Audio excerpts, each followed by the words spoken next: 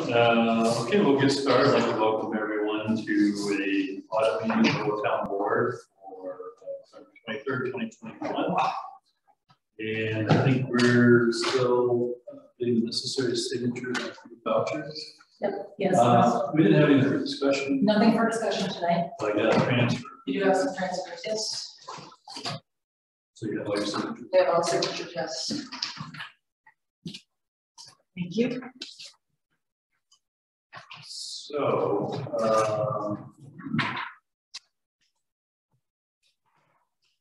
first motion that we're looking for is to increase revenues by $6,994 to account DB 2701, which is the highway refund of prior year expenses, and to increase expenditures by the same amount and account DB 5112.431, which is highway improvement culverts.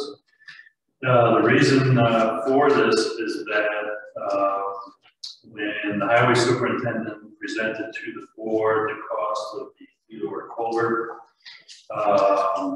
it did not include the actual cost of the culvert. It was a work, and as you know, we did a couple of amended resolutions to make sure we had appropriate funding for that.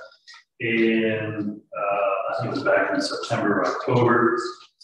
Town board approved the installation for the work to be done is now complete. It's open, and this highway superintendent believes that because, in his words, he opened a PO in 2020 that this was provided for. However, no PO was opened in my office, so that's why we had to make that change. So if somebody would like to move that.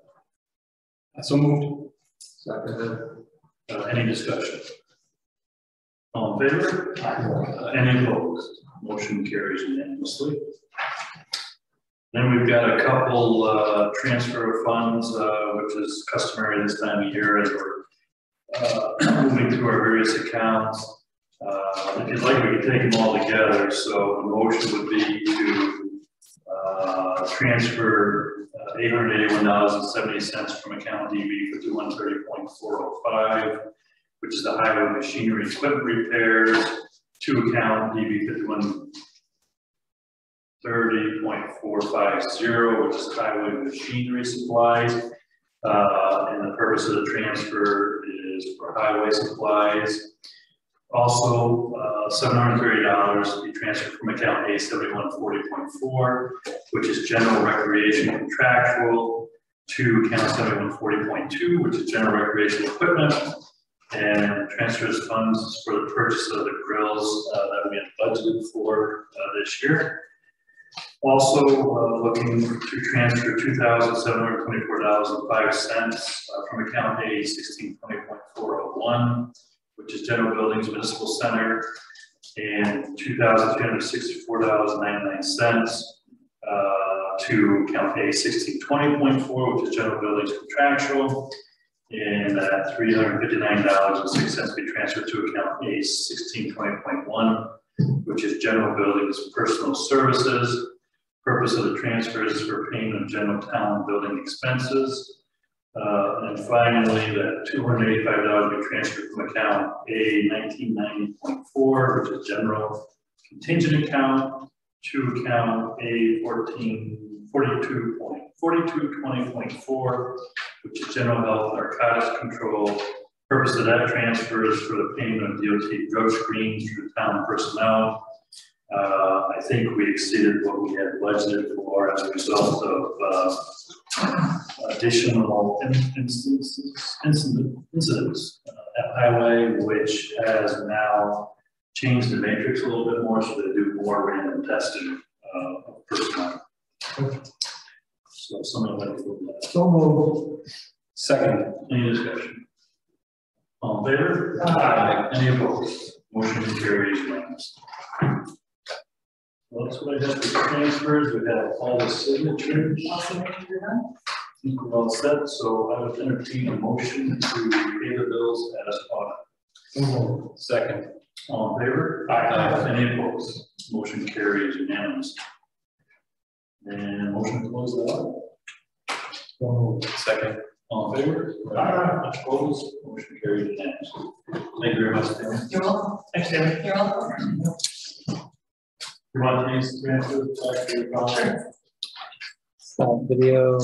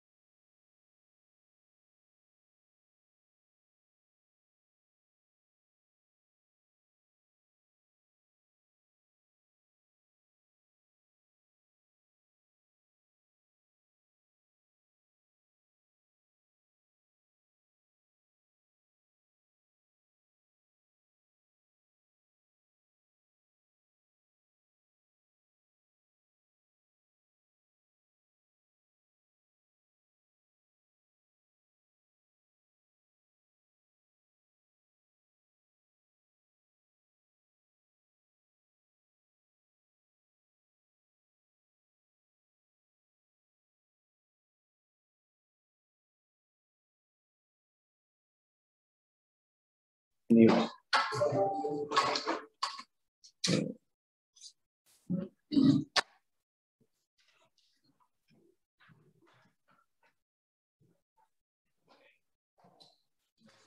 Yep.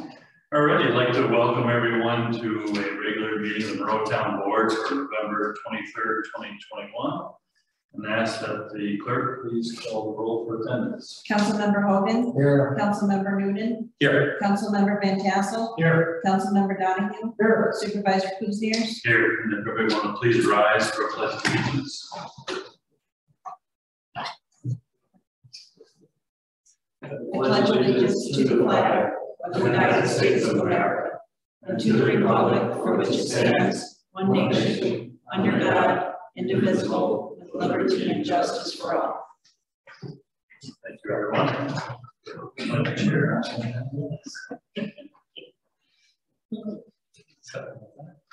All right, first item on the agenda is the customary approval of minutes. We've got 1, 2, 3, 4, 5 sets. Every board member was present for all those meetings and public hearings, so we can take them all together if you would like. We do have a change. I don't know if the board members are made aware of it.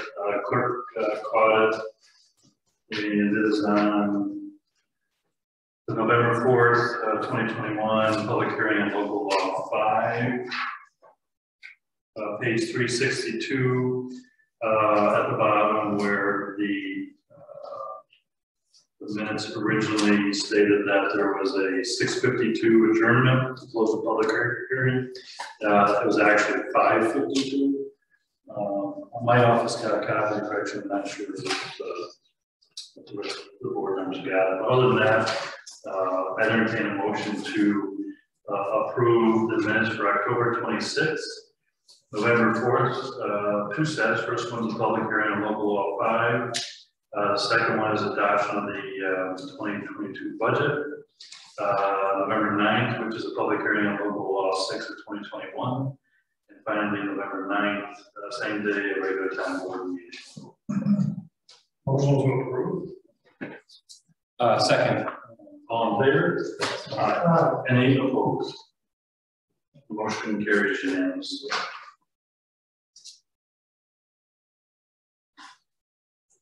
Item 2 on the agenda is our usual update on COVID-19. Want to relate to the board and the public that the 7-day rolling average positivity rate in Saratoga County is currently 6.9%. We now have 39 individuals that are hospitalized. And here in the town of Monroe, there are presently 104 positive cases. And in the village of South Glens Falls, there are now 40 positive cases. Drilling down a little bit with the percent of the population that has been vaccinated, I can tell you that individuals age 5 and older that have received at least 1 dose is presently 84.7% as of today. And the number that are fully vaccinated is 76.5%. And the percentage of populations age 12 and older that have received at least 1 vaccine dose is presently 89.3%. And those that are deemed series complete are at 82.6%. And the percent of the population age 18 and older that have received at least 1 dose is presently 90.1%. And the percentage of individuals in that bracket that are fully vaccinated is 83.3%. Going up to our seniors, age 65 and older that have received 1 dose in the county is presently 99.9%. And the percentage of those individuals that are fully vaccinated is 92.8%. The percentages of 5 to 11-year-olds that have started their vaccination series in the county is presently 24.2%. And as a result of these numbers, Saratoga County has the highest number of vaccinations in the region, and we're presently number 5 in the state for the highest percentage of individuals vaccinated. So our county public health department is doing a phenomenal job in ensuring that those that want the vaccine are receiving the vaccine. Interestingly, if you take a look at the numbers for booster vaccination, the percent of fully vaccinated people that are 18 and older that are receiving the booster doses, presently 22.2% of residents in Saratoga County have received that. If you compare that to New York State, that number is currently 18.3%, and the United States percentage is 19.6%. So we're exceeding numbers both at the state level and nationwide. And the numbers are even higher for boosters for those fully vaccinated people aged 50 and older that have received booster doses. Here in Saratoga County is 43.4%. In New York State, percentage is 21%, and the U.S. number is 29.3%. And then if you take a look at individuals 65 and older that have received their boosters shots in Saratoga County, that's 53% of that population. The New York State number is 30.5%, and the United States number is 41.1%. So I think if you've been listening on the news and watching the reporting, and you see what's going on in the counties that surround us, we have incredible numbers that are besting our counterparts in the region. So very happy to report that, especially as chairman of the board, because we committed to making our response to COVID our top priority. Agenda item 3, the standard medical testing services agreement. As you know, we have annual contracts with Mountain Medical for our pre-employment physicals and drug screenings that we have to conduct per policy prior to hiring individuals. And the number, this agreement is for January 1, 2022 through December 31st, 2022. And the numbers are the same as that which we approved last year for pre-employment physicals, JCA exam, $120, and for drug screens, $55. So if the board is okay, I would recommend authorizing the supervisor to sign that agreement. So moved. Second. Any discussion? All in favor? Aye. Any opposed? Motion carries unanimously. Agenda item 4, assessor's office. We have a request. I believe all board members have a copy of it from our assessor. She is all the way back up. Saratoga County, Warren, Washington County Assessors Association is having its collaborative meeting December 10th of this year at 12 p.m. And she would like to bring the senior clerk in the assessor's office with her. As you know, he will be taking his exam as required as part of the civil service requirements.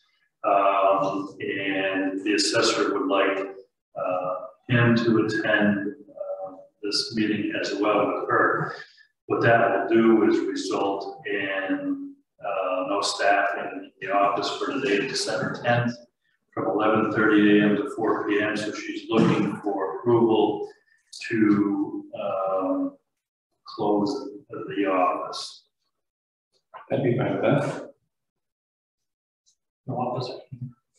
And I know she's been talking with the clerk's office, which I believe has agreed to assist in taking messages should they come in. So, is that a motion? I don't know, probably. I'd like to make a motion to approve the assessor's request to close the assessor's office on December 10th, 2021 from 11:30 a.m. to 4 o'clock p.m. So that the assessor and her clerk Riley can attend the Saratoga Warren Washington County Assessors Association collaborative meeting. Second. Any discussion? All in favor? Aye. Any opposed? Motion carries unanimously. Item 5, I have building department listed there. And as you know, we've got some projects that are coming in relation to, well, specifically the Grove on System Road. That's going to require technical review, which means there'll be engineering review as well as legal review on that.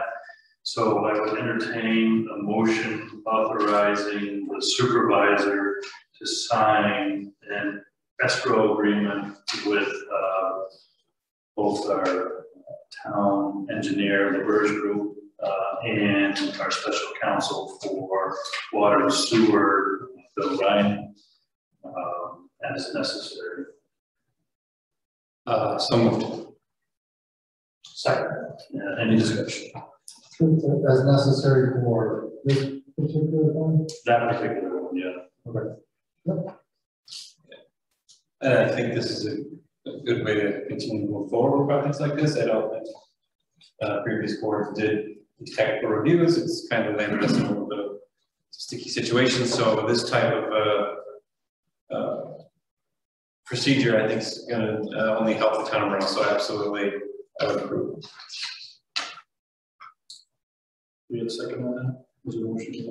Motion and Yes, Councilmember. Any other discussion? Hearing none, all in favor? Aye. Any opposed? Motion carries unanimously.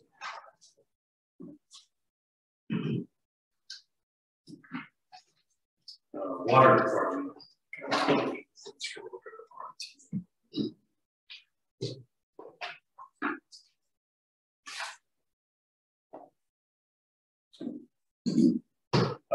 First item is we received a request from Mike Mooney to my office for the purchase of floor. Let's see, purchase of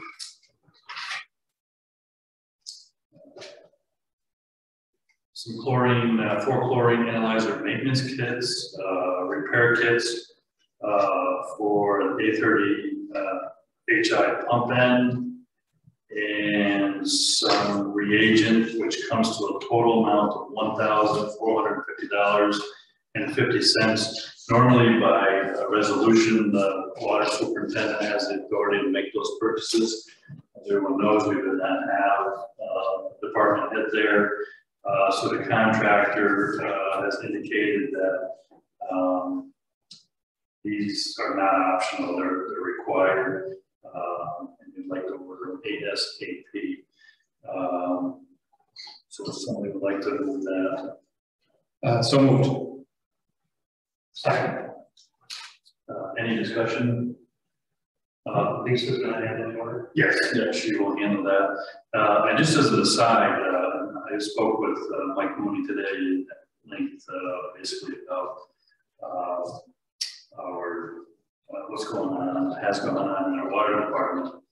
It has been brought to my attention that the chlorine monitors at all 4 sites that we have not been calibrated for his words a very, very long time. And while our employees were taking the readings, they may not have been. So he's will be taking care of that for us to make sure that we're actually getting the accurate readings for us. And along that line, he has offered to come before the town board in a workshop setting to discuss what he has seen in our water department with our infrastructure and make recommendations or policies that we made be able to modify or actually implement new ones, which would assist in the operation of that department. I said I very much would welcome that opportunity. He's actually free next week. I think we should do it as soon as possible. My recommendation would be to have it at 5 p.m. on December 1st, if everybody is available. The reason for the 5 o'clock start versus 6 o'clock, I'll have another ask for a workshop on water consolidation as far as establishing our rates for the various, what used to be separate classes of users. So I thought we'd do it both on the same day. 5 p.m. for the first workshop? Yeah, On December 1st. yeah, that would third one. That's for me. Yes. I'm going to say yes. All right, so I need a resolution to establish a workshop on December 1st at 5 p.m. for the purpose of discussing the water department and water department operations. So, Second. any discussion? All in favor? Aye. Any opposed? The motion carries unanimously. All right, which takes us to another issue that Mike, water department issue that Mike brought to my attention. We have a request for a water hookup from Patent Property Development, and what we usually do is the water department does the tap and installs the water meter. Mike called me looking for clarification on that because he was actually extremely surprised that we do that, because most municipalities put the onus on the contractor, the builder, to get it up, and they just provide oversight of the actual tapping. They pointed to Wilton, Hudson Park, Half Moon, do it that way. And so this individual has paid for the tap-in. He has a contractor who has done work for the town before, TJ Flaherty, which will do the work, but he wants us to take, he wants to be reimbursed $1,175 for that work. And my office told that we would bring it to the board tonight. Apparently, he's already sold the house. It went on the market yesterday. It was sold today. So he really wants to have water as soon as possible. And when I was talking with Mike about how other municipalities typically handle this, he said in his 30 years of experience in his role,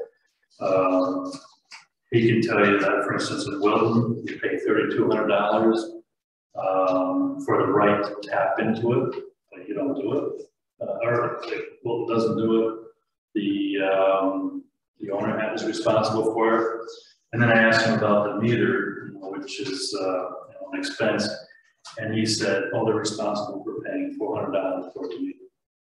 So, food for thought, something that I think we should discuss in our workshop, moving forward, how we handle this stuff in the future. But we do not have a contractor on hand to do that. So I guess the question for the board this evening is, number one, is the board willing to allow this contractor to do the tie-in? And if so, is the board also willing to refund this user the amount requested in the voucher? That's possible. Yes. So their contractor is going to dig the hole, find our water main going in front of the property, and then do the tap into it. So how are we protected knowing that that contractor knows what they're doing? So we will have our contractor for water services, Mike Mooney, oversee the tapping. And Which has an expense. yeah. So in these other communities, do they have some sort of an agreement that says any damage to our line, or do we take full responsibility by watching what's happening? I imagine there's some sort of legal protection, but I don't, without looking at the reasons, I can't say. Okay. And then my next question is about this refund. If he originally paid $3,250, he's asking for $1,175 to be refunded. Yes, Where's the $2,075 that we're keeping? the buying capacity. That's the, okay. So that'll, okay, So of the 3,250, once you take the buying capacity out, and because he's doing the work himself, as we do with other contractors that do the work themselves, they have to pay for the meter. So Okay. the cost of the meter went back in, and the rest of it was refunded. okay. Is this a customary amount of money here, $2,075, or is that because his contractor came up with a rate of $1,175 for him to do the work? So we modified by resolution, I think it was April this year, what our fee schedule is for the various sizes of service. And I'm not sure what the size is there, but you can see that the connection fee ranges from $1,550 to $5,700, depending on the size of the service and how whether it's an open cut that's long or short. Yeah, I think And then we had the capacity expansion fee, if not paying the connection fee, include the cost of the meter at $1,700 per dwelling. And we had a fee schedule for meter one. All right, so the $2,075 is a combination of fees off of that fee schedule right there. And then buy. Okay, that's fine. That clarified it. I just because we're going to be getting more of these if we don't change things up soon. Okay. All right, sounds good to me. So Is that a resolution? So I would recommend a resolution on it. So the resolution would be, I would recommend would be to refund patent property development $1,175 as a result of the property owner or this business being responsible for the patent and install the meter. And that work may only be conducted with the oversight of either the town of Monroe or the representative of the town of Monroe. Motion to approve. Second. Any discussion? No. All in favor? Oh, sorry. Aye. Any opposed? Motion carries unanimously.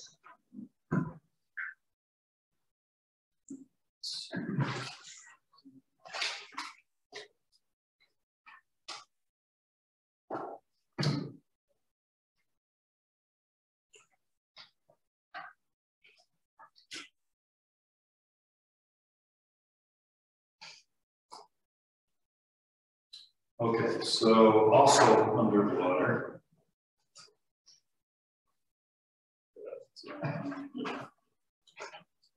If you recall, we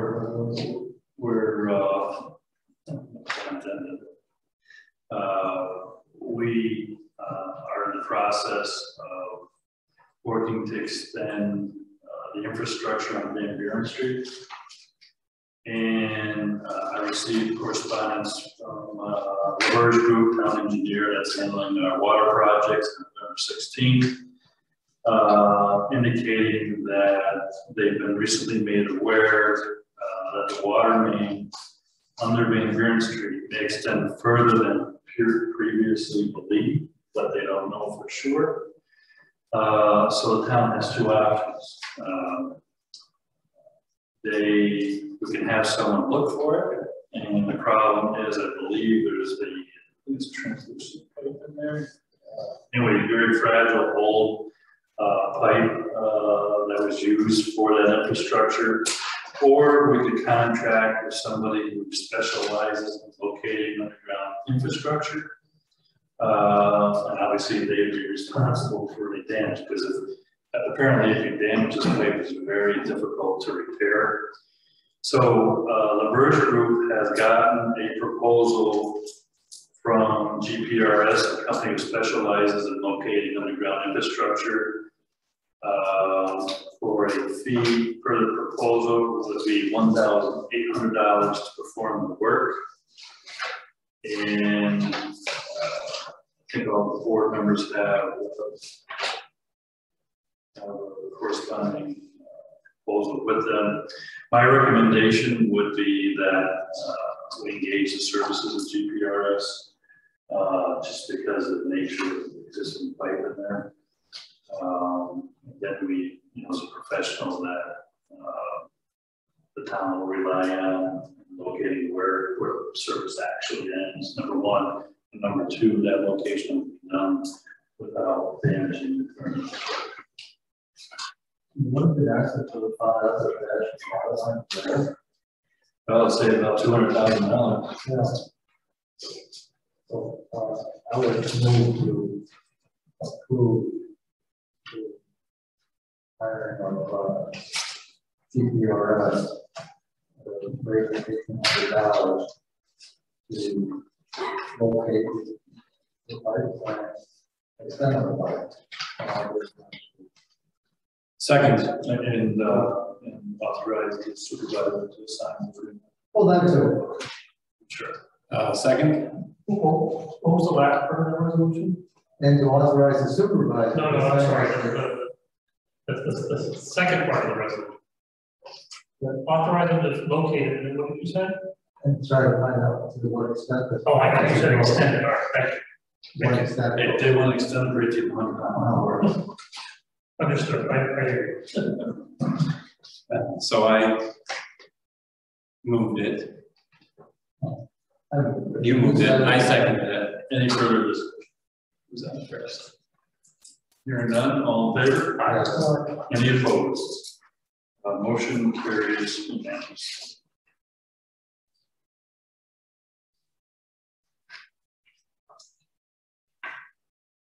Well, they have something, they give us a map on that, so. Oh, yeah, after they find it's probably GPS. Yeah.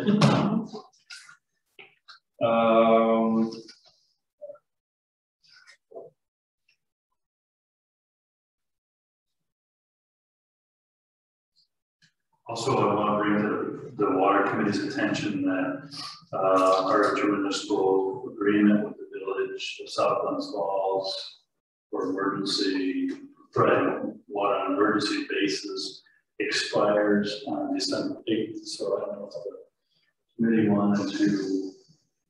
We can talk. And the mayor was ready to sign, but I'm not sure he was looking at the right copy, so who would give us the current version? My office, well, I have what was signed, but it did not include the addendum to it. But I have the addendum language that should have been included. That basically related to the capacity number, which needs to be. Yeah, it would be appropriate to ask your office because Yes. they have a copy of that, and then. Oh yeah, yeah, they have a copy of both. Yeah, I just thought there was some confusion around the version. But as long as they're looking at the same copy that the water committee's looking at, we can have a quick call. My last recent conversation with him was just to put that in place. All right.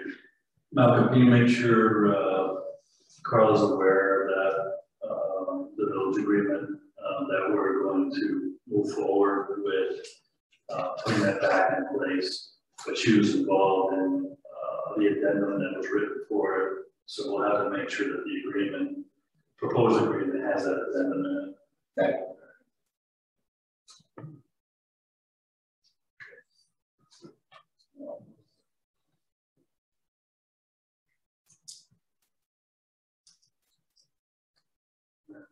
Almost through water, the water department. The next item I have is a proposal from the Burge Group. And this is in relation to extending our sewer infrastructure to tie in with the county. And this will, if we're going to move forward, and that's the direction the board has indicated they want to go, in order to be on track for next year's construction season, just like when we did our Sewer District 1 Extension 5 project here on Route 9, it will require a photogrammetric survey to be done, and it has to be done when there's no snow on the ground. So I asked our engineer to reach out to the people that did this for us before, give us a price for the flyover that is necessary before the documents can be drafted and ultimately put out the bid.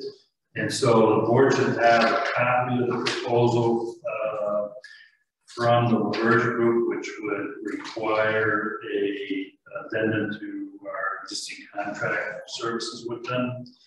And it is for an amount not to exceed $24,300, which will include a ground control survey and an aerial photo grammetry. Can't say it tonight. Flight along the project. Yeah, and it will also involve mapping.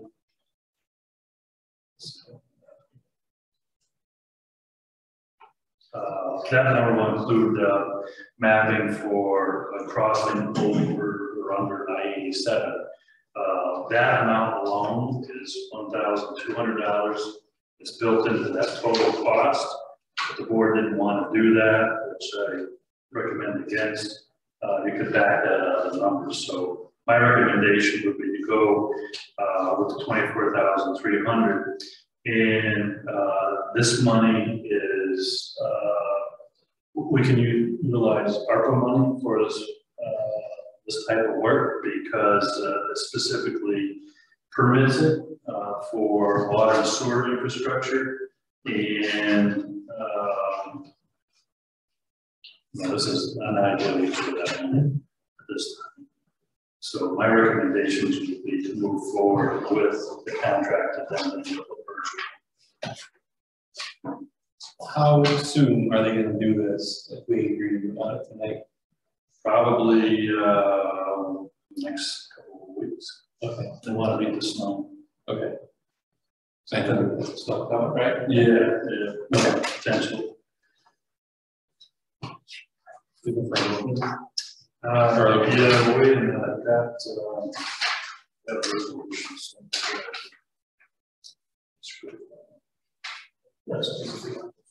Yeah. No, that's all built in the one way. So, do you have a copy of that in the proposed resolution? I have a resolution stapled to the document, so I'm Yeah. assuming this is it. Yeah, so I'll read it. The resolution specifically says, whereas the American Rescue Plan Act was signed into law and included $774 million from the federal coronavirus local fiscal recovery fund for certain cities, towns, and villages in New York State. And whereas the town of Monroe has received $606,408.44 from the Office of New York State Controller in the fiscal year ended December 31st, 2021, and maintains a current balance of $465,995.68. And whereas in accordance with generally accepted accounting principles, Town of Monroe has recorded funds received through the American Rescue Plan Act as a liability until eligible expenditures are recognized.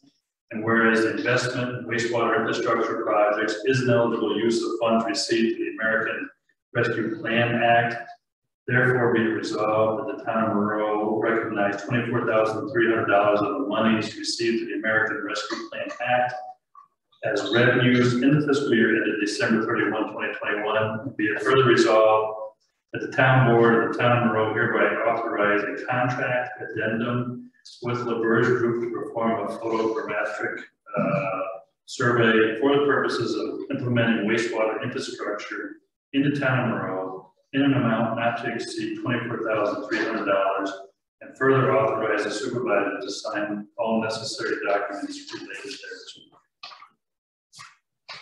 thereto. Second. Any discussion? Yeah, I just got a couple of comments. I think there's way too many questions that need to be answered about the cost of running this waste onto Wilton, the cost of the, exactly what we're looking at. For me, to be spending money on this, we spent $35,000 a few months ago for some kind of survey. Now we're going to spend $34,000. We don't even know if this thing is. We've got one estimate of $90 million to how this thing down to Wilton. That's the only substantial figures that I've seen. I haven't seen any other figures, and we haven't really discussed any other issues that might come up with this. I just have a problem with just keep spending money on surveys and stuff like that. So I'll be in no. So, Councilman, if I may ask, so you're okay with the current proposal with Glens Falls, where our ratepayers, our hardworking ratepayers here in town, are being held hostage to the city of Glens Falls? You're okay with them? They're not being held hostage. You're okay with their, you would let me finish? You have the floor. This is my opportunity. Sure, go. Sure. So you're okay and think that the town board should support paying an outrageous fee for sewer service in the city of Glens Falls? No, I spent an hour and a half with the engineer and some other employees of the city of Glens Falls last week. And there's a breakdown of the fees. The fees are shared equally through usage by every municipality that uses the, I'll give you all a copy, but uses the waste treatment plant. It's a very fair schedule, fee schedule. And I don't see how we can say that they're holding anybody hostage because they're not. What happens is this board, the town of Monroe, did not act on an agreement that was signed in 2011. They had 10 years to get capacity at a very good rate. And they failed to do that. The time lapsed, and the city had to reevaluate what they charge different communities to use their waste treatment plant. So, you know, by us dragging our feet, we didn't get the fee that was in that 10-year agreement. We waited too long, and we weren't able to take advantage of it. So to say that the city's holding anybody hostage just isn't true. So you said that the town was dragging its feet. So it sounds like you have unilateral contract negotiations with the city of Glens Falls? No, you know what? That would be very helpful if you guys could. You know what it is? I wanted to do my homework and see what was going on, because you made some false statements last time at our last meeting. And some of the things that they brought up, like prior administrations gave away our capacity. So I went and I talked to the engineer in the city of Glens Falls. And here's the deal. We're only should have purchased 150 gallons of capacity in 1994. In 2008, 40,000 gallons of capacity was paid for by a developer, paid for 40,000 gallons of capacity. Our average gallon usage for the town of Monroe is approximately 26,000 to 27,000. So nobody gave anything away. We're not even using the 40 that the contractor paid, the developer paid for.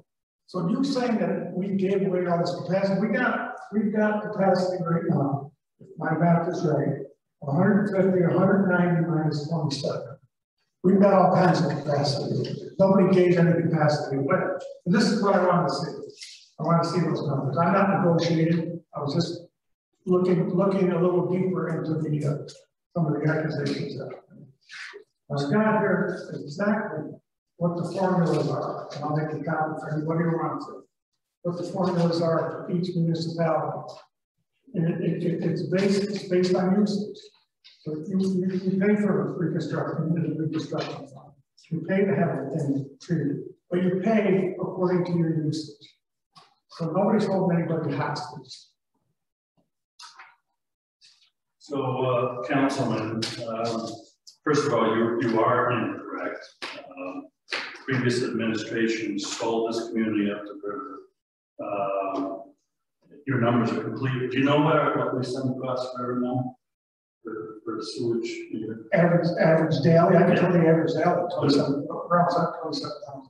No, it's not. Not even. Well, I talked to an engineer. Did you talk to the town engineer? What's that? Talk to the town I engineer. talked to the city once. City of Glens Falls. Well, I'm going to rely on the town engineer. But give me your numbers and I'll go back to the engineer and I'll just tell him. Our average daily flow is 80,000 gallons per day. 80,000. 3 times what we just said. How much? 80,000? 80,000? 80,000. Let me write that down.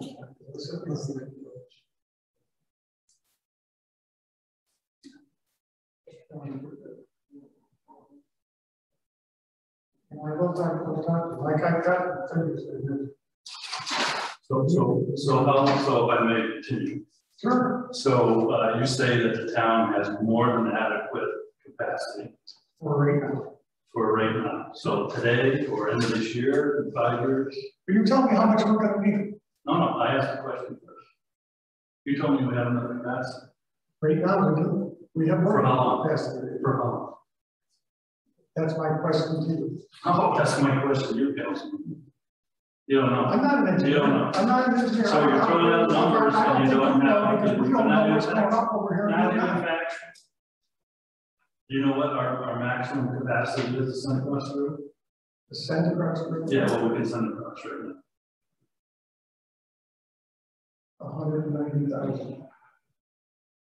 Correct. 190,000. Right.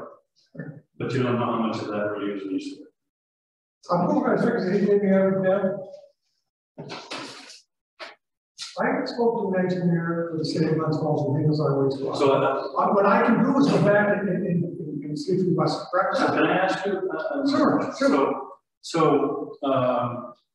You're interfacing with the engineer for the city of Glens Falls that has a vested interest in the city of Glens Falls. How come you're not dealing with the engineer for the town hall? I'm looking for numbers that goes to our capacity. That's what I was looking for. Well, how come you're not working with our engineer who's looking out for our interests? I don't think anybody's looking out for anybody. I'm looking out for the city of Glens Falls. He's giving me facts. I'm looking for facts. That's all I'm looking for. But why aren't you working with somebody working on our behalf? You're talking to the city of Glens Falls.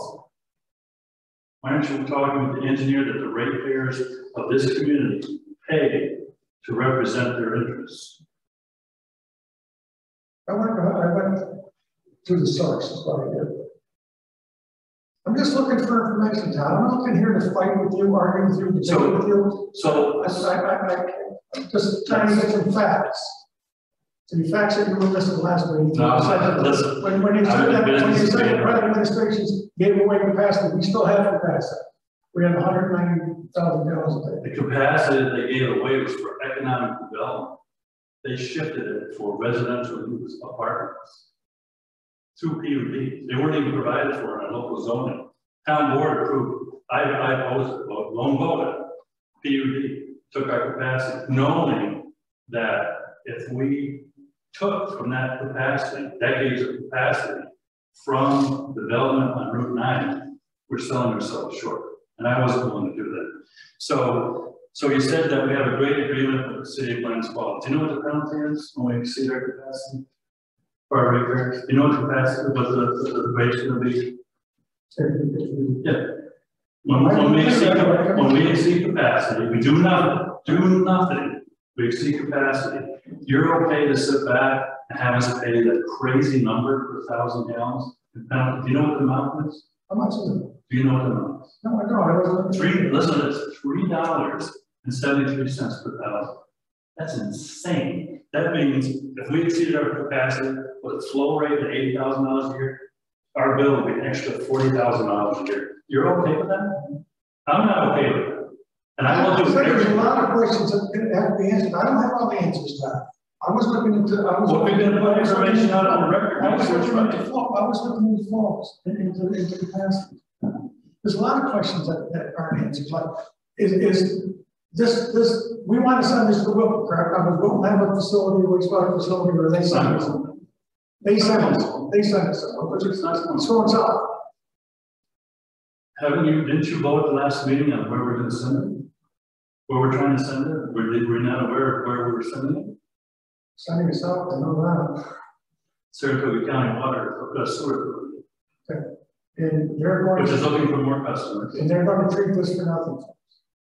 There's no free ride. Okay, and they're not going to charge us capacity. They're not gonna penalize us. They're not going to charge us capacity. I just want to know what these figures are, how much we're going to spend sending it down there. Those are the questions that I just don't have. Councilman, why didn't you read the document? You voted to authorize the town engineer to put together the sewer treatment transmission out there. That's right. Why didn't you read it? And I also said when I voted that I want to keep all options open because we have to keep all options open. So you say you don't have the answers? You don't have the answers. It's right here. You didn't read it? It's right here. You want a copy? It's in my office. Feel free to take a look at it. Sure. Well, I can't in good conscience, and I don't think any other board member should sit idly by and be unwilling to get the best deal for our ratepayers that we can get. And the way I see it, by controlling our destiny, having a seat at the table as a member of the Saratoga County Board of Supervisors, we have a say in what happens and what we pay for what our ratepayers do. At what cost? What? At what cost? Having a seat at the table. You're okay where we don't have a seat at the table, and it's basically you take whatever they give. That's not the way I was brought up. I think they gotta weigh it out. They gotta weigh it out. Another thing is, we're looking at. You saw the numbers, At least $9 million to send it there. We're gonna have to pay. We're gonna have a process just like the Google installs. Pay for capacity just like the Google installs. We've already got a pipe in the ground. We've got the pumping stations in the ground that are ready to pump the stuff north. So when we start to go south with it, are all those pumping stations and all that pipe under the ground going to be useless? Absolutely not. What are you going to do with them? If you're going to be Gonna use them. if you're going to be Gonna use them. them. You got to pump it one way or the other. You just turn it out. I'm not an engineer, and I'm not telling you how things should work, but I do know how simple it is to change flow. I think additionally, the other point that came up when we discussed this last and why some of us feel it's a good idea to continue to explore is that we only have one path, and that's north, with no redundancy to protect users on our system. The system continues to grow. So, like with our water, we have multiple connections, both county and county. So, you know, there's a combination of I think that some of us feel it's the right thing. But here's with the sewer that we've already got.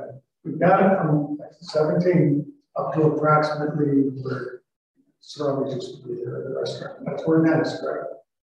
That's where that section ends. And then the pipe runs out down Woodward Road. Then you have the one goes across the river. What I'm saying is, anybody on, I don't think there's anybody on that stretch that goes down Woodward Road. But I take that back, maybe there's two mobile home parks. We're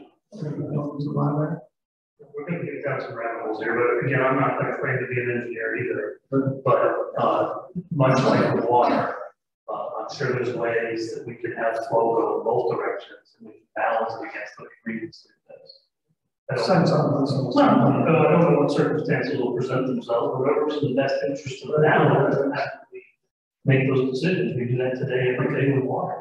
We balance our procurement of water from the two different entities, then we offset during times of high need with whoever's the most affordable. And that also puts the town in a much better position to continue to negotiate with these other entities that we become customers of. I can't see it being any different on the sewer side than on the water side. So I think there's a lot of other tangible reasons why having options are the best interest of the taxpayers. At the end of the day, it's going to come down to cost and is it affordable? We're not making those decisions. We can get to that point. We can't get there if we don't take some action. And I think that's what I was going to add. These steps we're taking is to get to those costs, to figure out exactly what it's going to be. But I would still support the idea of having those options. If we open up the other side of 87 with a sewer line, that's actually I think light industrial or manufacturing. What's that?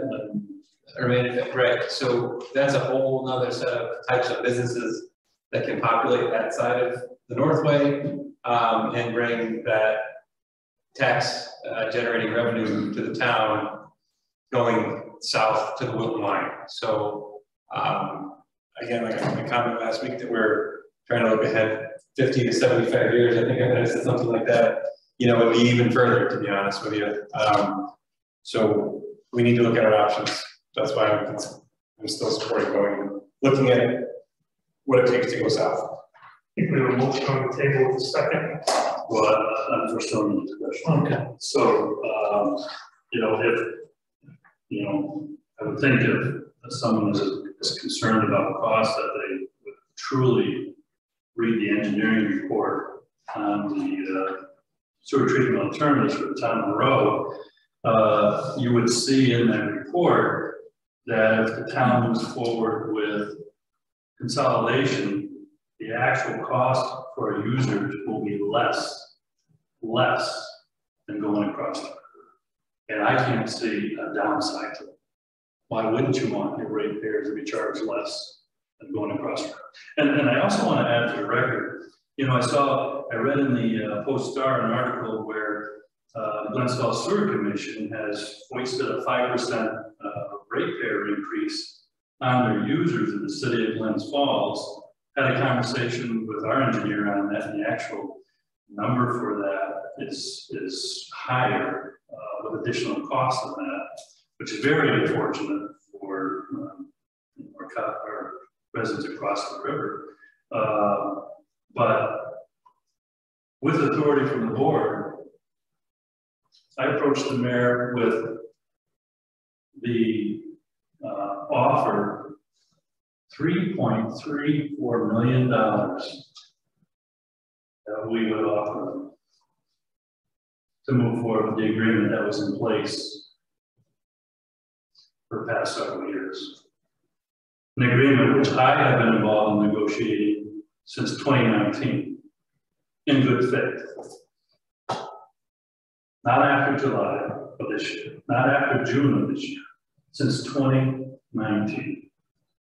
And I'm puzzled why the village would be unwilling to accept that, especially since if you read that article on establishing the rate for 2022, the city of Glens Falls had to use fund balance to keep that rate at only 5%.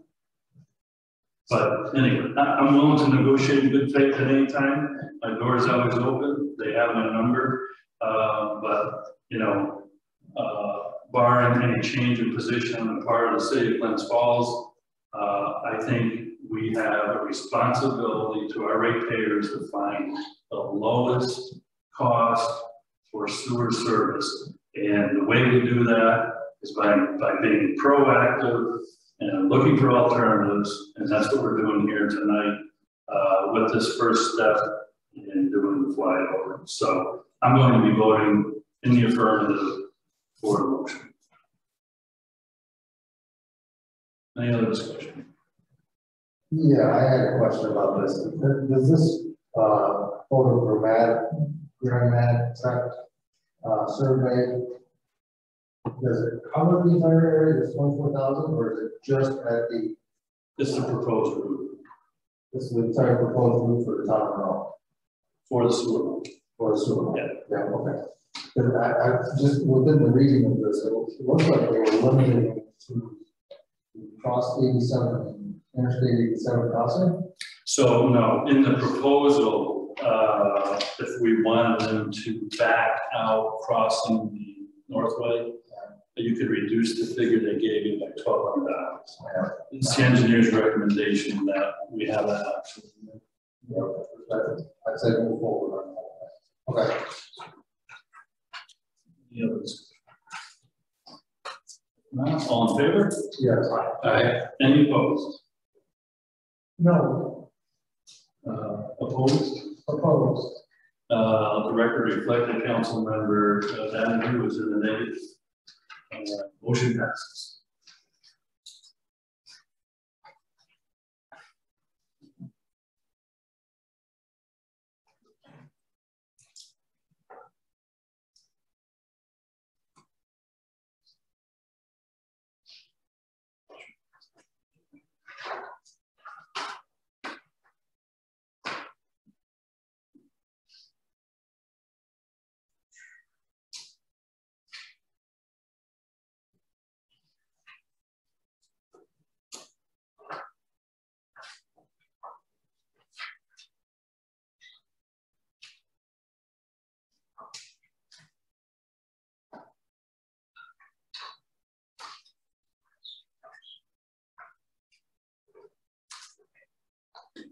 I think we're all set with water for this evening.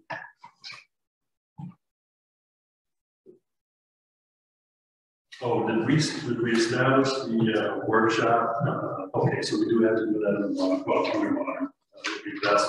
So I indicated earlier in the meeting that I would be looking to schedule a workshop. As you know, the town went through consolidation in our last board meeting of our water district.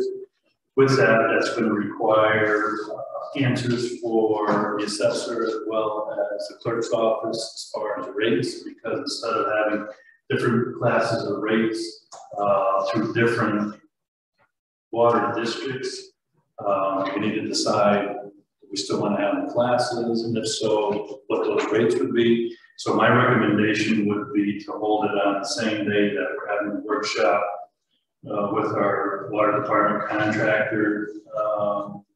We figured out an hour for his presentation and interaction with the board. So my recommendation would be to set it for 6 p.m. on the same day. December 1st. December 1st. I'm all for that subject. I planned a little over an hour. Yeah. You know where the gates are, right? We can do that. If you promise to wrap it up. Just kidding. I'm not sure. All right, so I'll entertain a motion to establish a second workshop at that time. So moved. Any discussion? All in favor? Aye. Any opposed? Motion carries in its entirety. Now I am done with the water.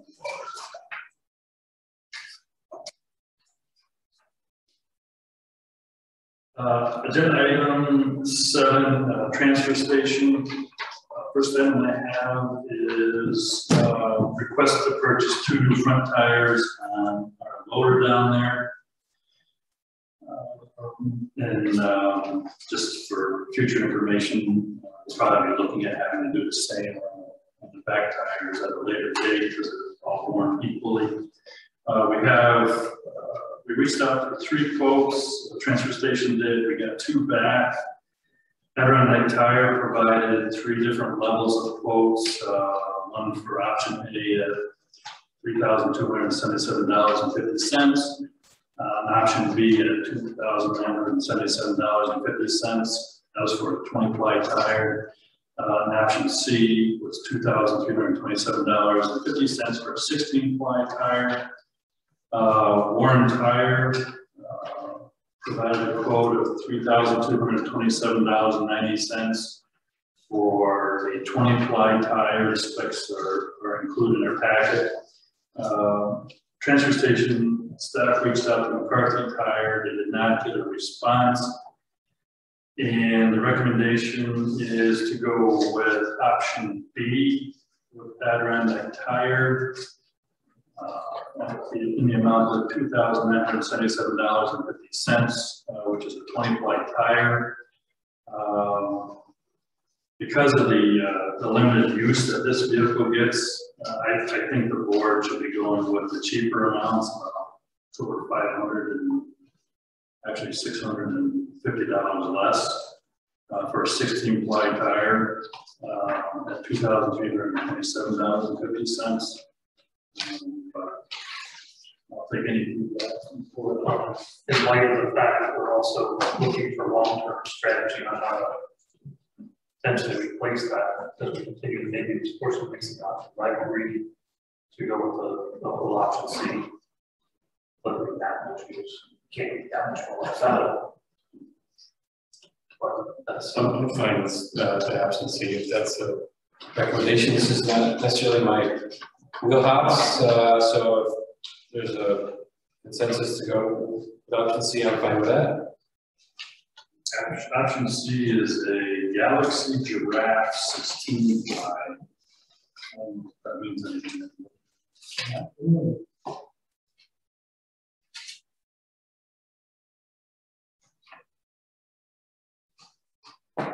So is that any motion?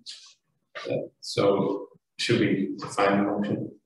I would just recommend the motion read that the town authorized the purchase of two new front tires for the transfer station loader for Adirondack Tire, Route 9, Queensbury, New York, an amount not to exceed $2,327.50. Second.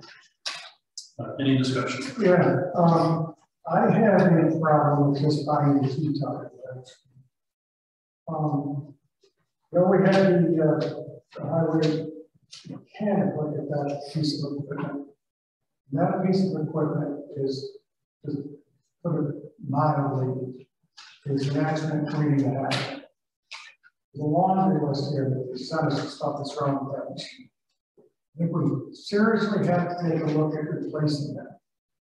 And looking into, we talked about looking into leasing options and stuff like that. But I think that to get this thing through the winter, they're going to plow snow with it. Here's one of the observations from the mechanic. All four tires are worn to the cord. This cord, I've got pictures I took today. There's cords sticking out of all four tires. It's a dangerous situation. I would not want to see those people down there get injured, injure somebody else, do some damage to maybe a resident's vehicle, because they're going to be plowing snow down there this winter. Two tires is nice, but when the other two are involved and they got the cord showing, it's a dangerous situation. So I think if we're going to do anything, we should put four tires on it. The rims on those things are coming apart. I worry about the safety of our employees. And I think two is just a waste of money. what do you mean by it's a waste of money? It's a waste of money because you're going to continue to have a dangerous situation.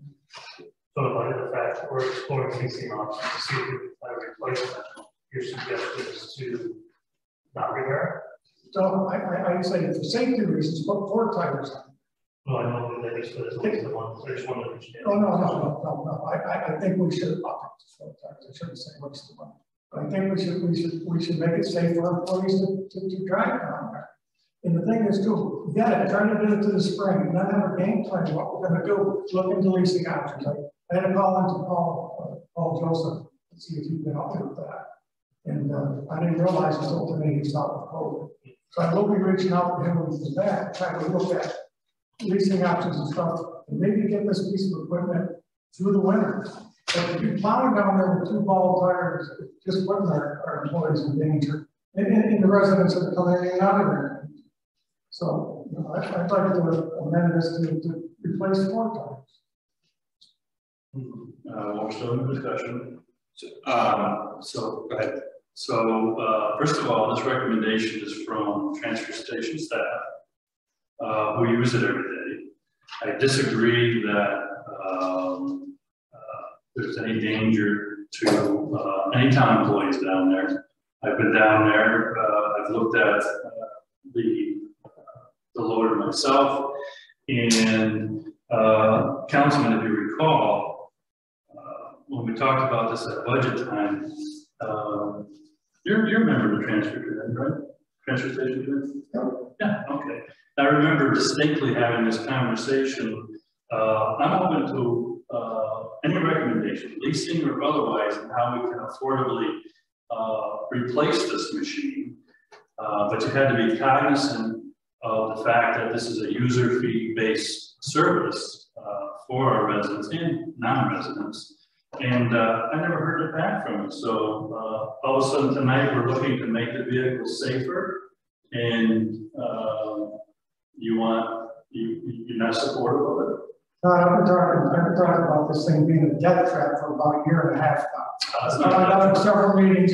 We talked about raising the fees down there. You said you don't want to lose customers by raising our. Wait a minute, City Councilman, you support raising fees on our hardworking residents at our transfer station? To cover. I will not support anything that raises fees on our residents. Will not do it. So we're gonna have a piece of equipment down there. And at any time that I've got pictures of it, the top of the cap is rusting out. I've got pictures right here. It's a dangerous situation down there. You know, it's raising the fees is what we have to do to keep our people safe and have the equipment around the operation. That's what we should do.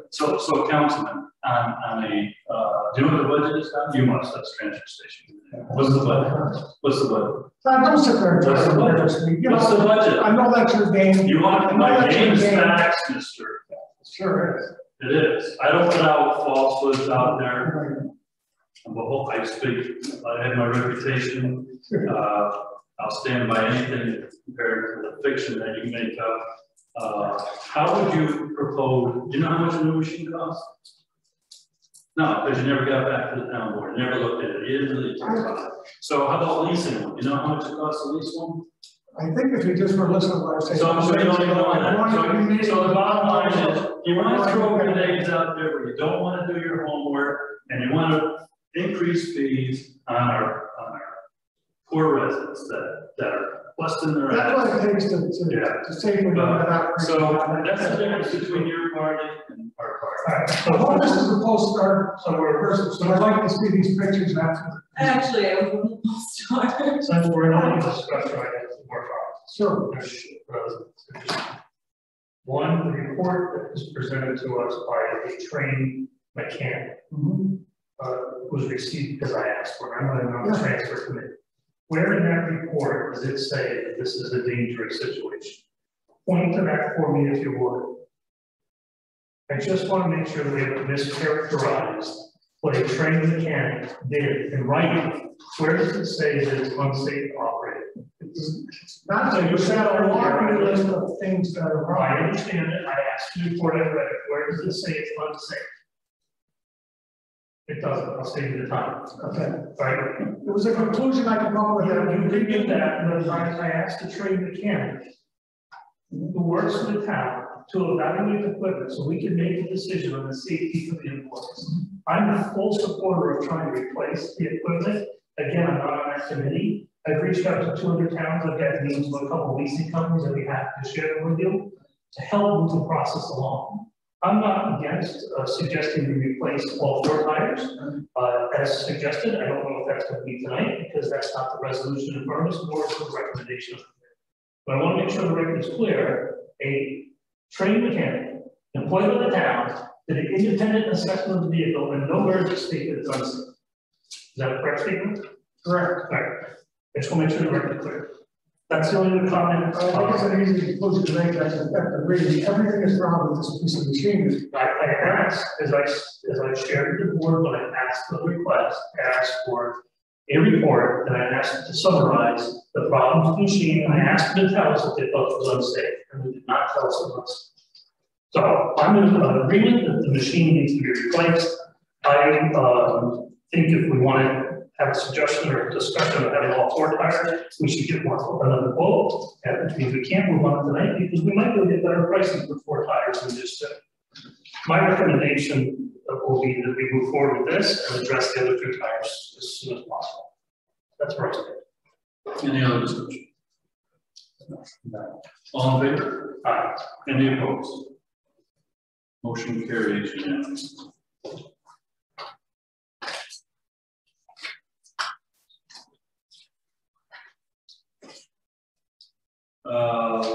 Still under transfer station, I was asked, I think it was Councilmember Hogan at the last board meeting to see if I could look in to see how the county handles fluorescent light bulb disposal. And what they do is they purchase boxes from Granger, which hold 48 lights. I think it's like $100 a box. And that includes the shipping, where it's returned to the company that recycles them. So when they put a bulb in there, once the box is filled, they ship. That's how they handle it. Interestingly, DEC has a whole division dedicated to commercial business disposal of them. Residential disposal is not covered by the regulations. Yeah. But I can tell you that like Home Depot, I think, will accept them for recycling. Allardyce will do them as well. So I did follow up on that for you. Thank you. And that's all I have for transfer station. One more comment on the transfer station, like that, just for the record, document, I sent an email with one of these if you have. Okay, then we possible. Agenda item 8 is a moratorium on large subdivisions. As we discussed at the last board meeting, as a result of those conversations, we directed attorney for the town to draft necessary documents to institute a moratorium on subdivisions exceeding 10 homes or more for 6 months. And at that time, and tonight, the purpose of the moratorium is to give us more time to review, draft, and adopt necessary zoning code changes in relation to these very dense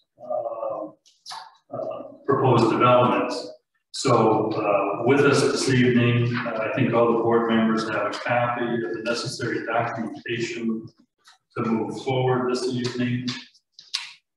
And it should include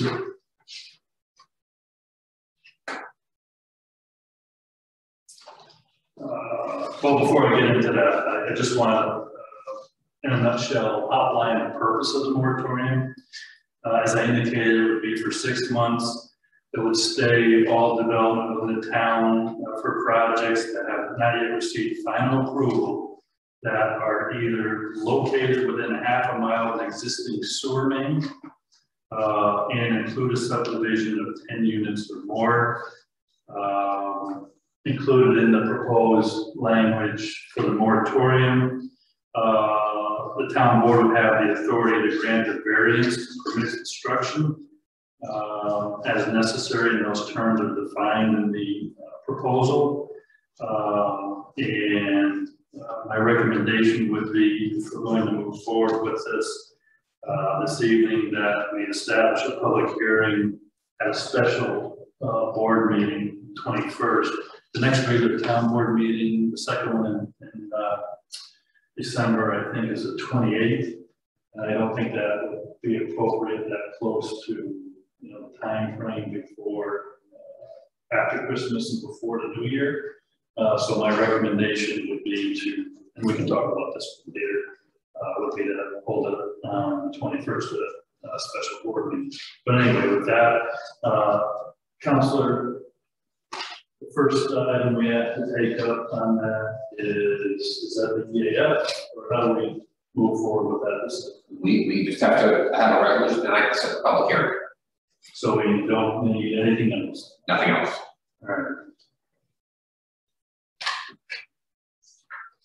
So if the board is in support, my recommendation, as indicated, would be to set a public hearing for December 21st at 6 p.m. Yeah. For me at this time. All right, so I entertain a motion to set a public hearing for proposed moratorium as discussed for 6 p.m. on December 21st. So moved. Second. Any discussion? All in favor? All right. Any opposed? Motion carries unanimously.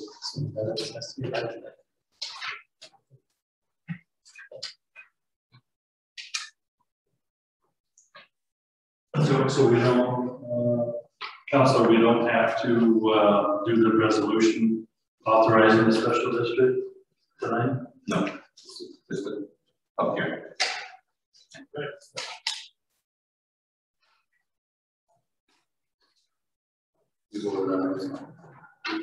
Yes. So that's an agenda.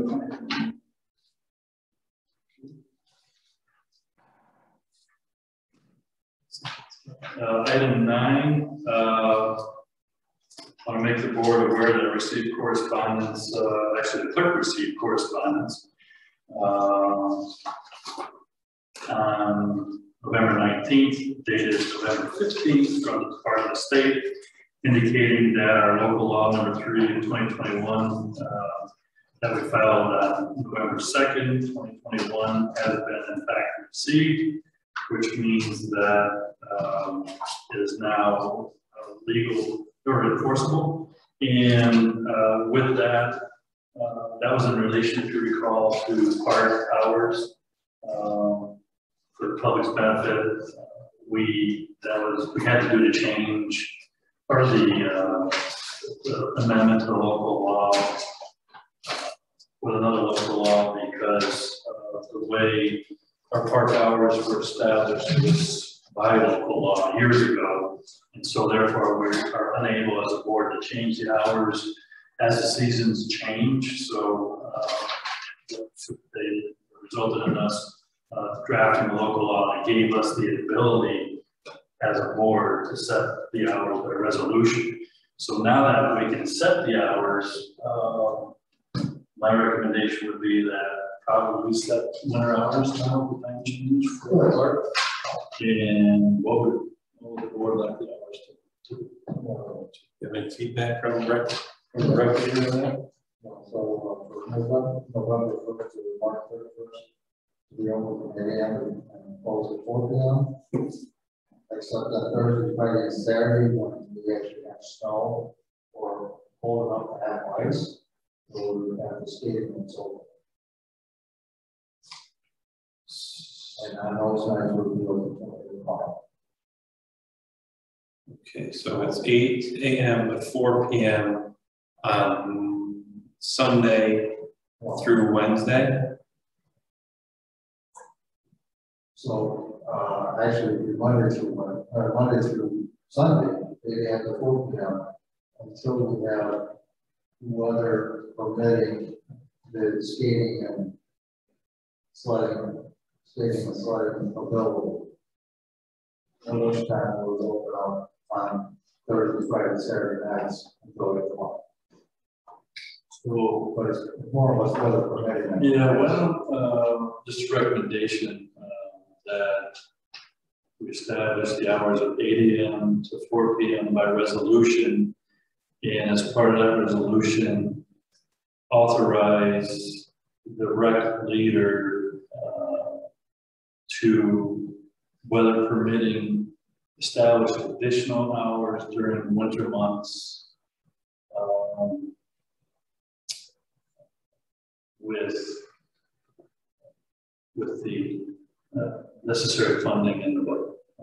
So we'll do 8 to 4, and then the rec committee can work with the rec leader to come up with his recommendation for if he wants to open it up to the 8 p.m. when we have snow and weather that's conducive to formation. That's fine. This is from, at this point, November 23rd, November 24th through March 31st. You can do that or just leave them in place till you do another resolution. Another resolution right around. Yeah. That gives us a little bit more flexibility beyond Thursday, Friday, and Saturday nights during the time the kids are out of school, so I like that. If that was a motion. So. Second. Leanne, you okay with me to get that? Yeah. Any discussion on the motion? No. All in favor? Anybody opposed? The motion carries unanimously. Supervisor items 10, I've got a couple of things. I think it was the last board meeting we had members of the public here on Old Saratoga Road voicing their concerns about the training exercise that occurred on Mount McGregor a while back that resulted in a shelter-in-place directive from Saratoga County Emergency Management Services until they could find out or determine the source of the gas, which would later turn out to be tear gas that was used in a training exercise, which is routinely done on the state property out there. And I had indicated at that time, you know, it would be helpful to engage our state representatives, Senator Jordan and Assembly Member Werner. I spoke with both Senator Jordan and Assembly Member Werner, and I have a copy this week of a joint letter that the Assemblywoman is sending with myself for co-signatories on it to the Commissioner of Department of Corrections and Community Services, and essentially highlights what transpired, the concerns that we have, and looking for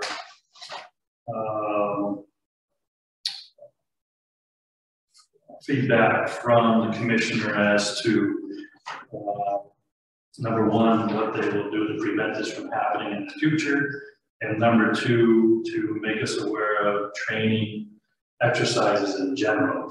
So that will be going out. It hasn't been out today.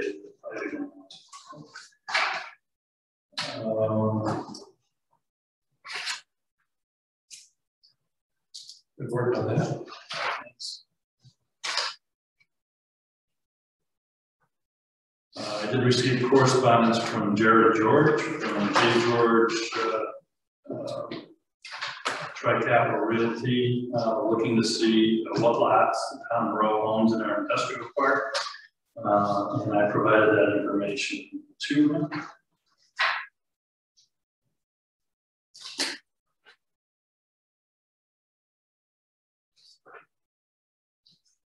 And we will be, we're in the fortunate position of receiving additional sales tax over what we have budgeted for in 2021 budget.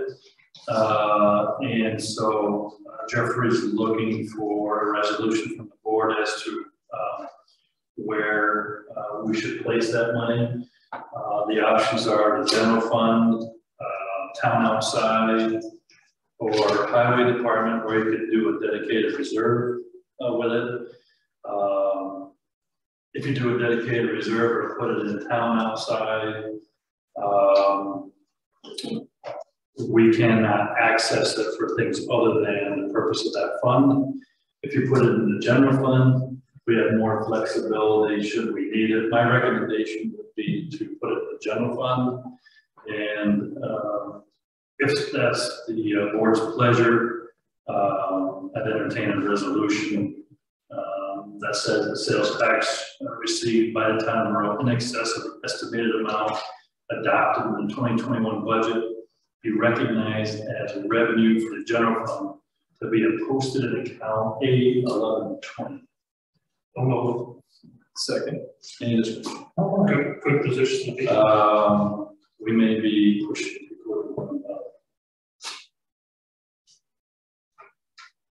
Over what we're budgeting. Do we get some of that money, transfer station? Well, the transfer station is a user fee-based fund. I think the controller would have an issue with that. Well, So, did we move that? Yeah, we did. We got the discussion. Any other discussion? All in favor? Aye. Any opposed? Motion carries unanimously. The actual number today is it's $610, and we will get more for the next couple of months. So that's why I think. yeah. Keep spending, John. Do you, I'm sorry, 600. I say 610, 935. Sorry. do you think this is a little bit of a result of that new law that put all e-commerce has to be taxed because it didn't go into effect?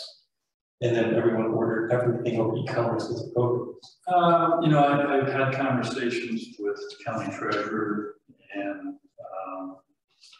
he and others that are knowledgeable in this area are of the belief that when the economy contracted because of the COVID pandemic, everything shut down, they didn't have a racetrack, we just didn't have the draws on the SPAC in Saratoga County. And as everybody started to get back to a more normal lifestyle and some of the regulations for COVID subsided or withdrawn, more people were going out and making purchases. So we think most of it as a result of that. The other issue is Saratoga County is the fastest growing county outside the metropolitan area in New York State. As a matter of fact, the town of Monroe is in the top 20 fastest growing towns in upstate New York, where we had a population growth of over 10%. So a lot of that is a result, I think, of people who love what we have to offer here in Saratoga County. They're coming here, they're relocating, spending money here, and that all contributes to the uptick. Because most counties lost population, we gained. So I think it's a result of that. Great.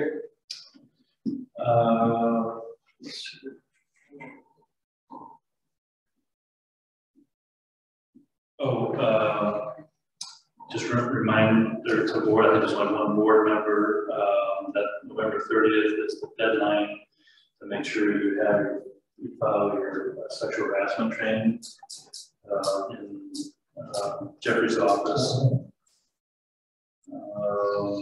An update to 61 Hudson, received a call a couple days ago from Craig Darby, who was our agent for that sale. As the board knows, it's been a long, tedious process in finalizing that purchase. And so the prospective buyer was before the village planning board, I think last week. Disappointingly, they may not have had a quorum, so they're unable to conduct business. So her project has been rescheduled for December 8th. She's extremely frustrated, but I wanted to make the town aware that she's trying to get the necessary approvals from the respective village board, and she's hopeful that she'll have the determination she's looking for on that day. So we're still in the works on that.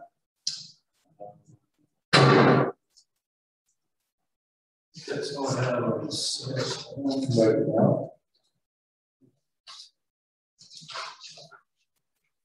And we do, I think, board was copied, we have an employee at the transfer station out on disability as a result, for instance, that did not have a job. So for staffing purposes, we're going to be short until December 1st. So that's all I have. So, Oh, sorry. no, in regards to the transfer station staff, we actually hired somebody who, got a physical and was scheduled, but said I can't come to work because of the family-related issue. Frankie Anderson. And this was months ago that he was hired. Oh, you know what, I may have been, yeah, and then I think we received additional information that it wasn't coming. It wasn't coming because of this family-related issue. Now, let me know that he was, that issue was with his. Oh, okay, I don't know. And potentially, so I didn't tell you, told your staff. That this is a potential, if you are looking for help there, he says that he is eligible or able to come work for us. Can we terminate the position or rescind the offer? Is he still technically employed? Well, we've never been employed, we offered it. We offered him an employment and he actually went to the point of drug test. I had to go back in minutes. But Like they were. and then Did it work? never came to work because of this issue with the family. We can have somebody look into it, he might technically still be employed. Yeah. Or by But that could, I'm just thinking that with that there, he might have all the steps to just give him a, yep, come see us. Okay. Or maybe physical, right? That's my understanding. Okay. Committee reports. So, I want to touch on recreation, and it has to do with basketball program for the winter. I had a conversation with our regulator today, and he's hesitant to put it out for enrollment because of at this point stipulations from the school. Basically, the school does not. They want to run the program, but they will allow us to run the program with parent coaches, volunteer coaches, but don't want parents showing up at the practices or games. They don't want the parents there on the premises, which I don't really understand because I think that they're allowing parents for the high school games. Yeah, I can look into that. I think that I question that, the reason behind that as well. Kind of late though. I thought we were getting this organized months ago. Well, I think it's ready to go. It's just a matter of at this point, do we, pull the trigger and go, or do we, pull out because of the COVID numbers and the different situation that, if it happens with COVID increases more than it is, does the school shut down? And right now, we're on remote because of COVID related issues, or at least the high school and middle school. And do we end up doing refunds that, should we be doing this basketball rec program? That's the question. He was looking for input. I think he put out an email about a week ago. I'll be honest with you, I did talk to him, but it was just with recently, yesterday, today. I think he was looking to hear from everybody, and that should we move forward? And I'm having some conversation with my own thinking, yeah, why not? Why wouldn't we move forward? And if it comes down to where we can't host the program, then I guess we've got to give the refund. I would give the refund and absorb the cost of shirts if it buys, like $2,000 in costs. But I wonder why we would have to not do the program, schedule the program. Nobody's saying we can't do the program right now, correct? No, So and there's time in the gyms. So I would say, I would like to go forward with the program. This is just my thoughts. Let's not take this opportunity away. Families have been living, we've been living in all these times now for over 20 months. People can have been able to figure out how to choose to keep themselves safer by not being involved in certain things. Maybe we have a mask requirement on players or something like that. But I think we should follow school protocol on whatever they have for their facilities. I don't understand why they are saying no parent spectators, because they are allowing spectators at the interscholastic sports. So that, if that's really a true statement, maybe they've changed their policy on spectators, but last I heard, I believe the athletic director actually made a comment recently about needing the gyms opened up to allow for spectators. So I think they're planning on having spectators. We would try to want to get rid of that one. So it's interesting because because the school is open for business and there's been spectators. So I can tell you some information that I know about that, because that happened years ago. The school didn't want the spectators there because the parents were bringing the siblings, and the siblings were running around the schools and they were unattended. And the gym. So that was non-COVID related, obviously? Yes, this was years ago. Years ago, the school had issue with that because you just had a lot of other children running around, and plus the elementary school gyms don't really have the facilities, I don't believe, for the parents to actually spectate. So maybe that's a non-COVID related decision. And having experienced like some of the elementary school gyms, basketball programs, spectators understanding on the wall so the kids have access to the court, because there is no seating in the elementary schools. The gyms are basically just beside the little basketball court. So I guess I missed that part. They're only letting us use elementary school gyms and not the high school or the middle school? That I don't know for sure, but I do know that historically that's where all the practice takes place in the elementary schools. In the past, they might have, I think maybe last year, they did practices with the elementary school and then played games on the weekend with high school. Okay. And I don't know. I can understand the space. When I was told parents were not allowed as spectators, I don't know if that's just in practice or if that would be also in the game. Yeah, it makes sense. I can clarify as like I said, at the school, I'll see the athletic director on Monday. At this point, I'll probably be there tomorrow if I catch him. But to get back to where this was, I would say let's go forward with the program, following protocol set forth by the school for the use of their facilities, and anything that we have to put forward that is a requirement for COVID. I just think we can't. If we have to say no, at some point, I guess we have to say no, but if there's a spot where things will be open, I would support being open for business on this one. And folks know how to keep themselves safe. If it seems unsafe, don't participate. If we just get clarity on the restrictions on parents, because we're talking about kindergarten through 6th grade program, correct? Yes. Yeah. So I understand you correctly, it's telling you differently. Parents with kindergarten kids are not going to be able to kids. That's what was explained to me. And I don't know if that's just practice or if that's like a game setting.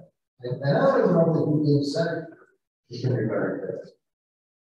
I just think one, we need to get clarity on that point because that's kind of a significant point. And two, we need to be very transparent on that before somebody signs up. Yeah.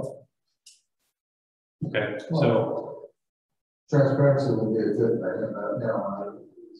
These people understood that at this point, the school doesn't want parents in the building during the practice. I'll find out. Good. All right, thanks. Good. Any other committee reports? I just have a comment at the last board meeting. We discussed the chips at the transfer station, and the transfer station committee was going to come up with an RFP, decide on how much the town should keep in terms of the RFP. Is there any? To be honest with you, I'm too busy to look at that. Somebody else look at it? No. So I will not get back to. All right, I don't have anything else under committee reports. Under executive session, as everyone knows, the CSA contract is expiring. It's a 3-year contract, is expiring at the end of this year.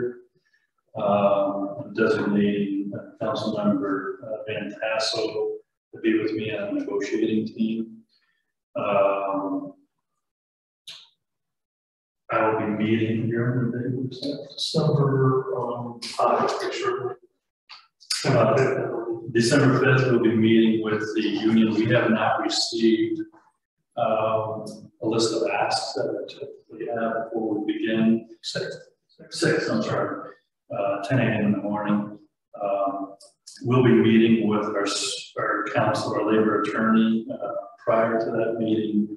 And if there's anything that the board would like to be included in those discussions, if you share that with me, I'll get it to the town's labor attorney for discussion at our first meeting. So then I don't really need an executive session.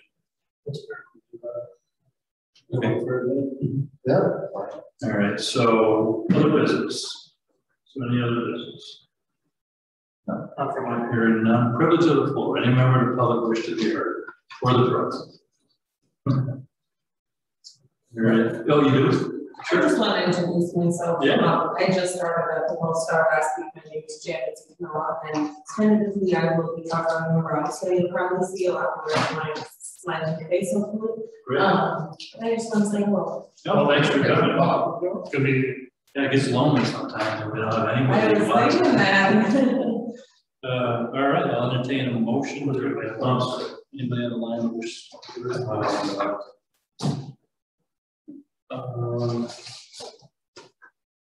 No, there doesn't seem to be anybody online that we should just leave. All right, I'll entertain a motion to adjourn.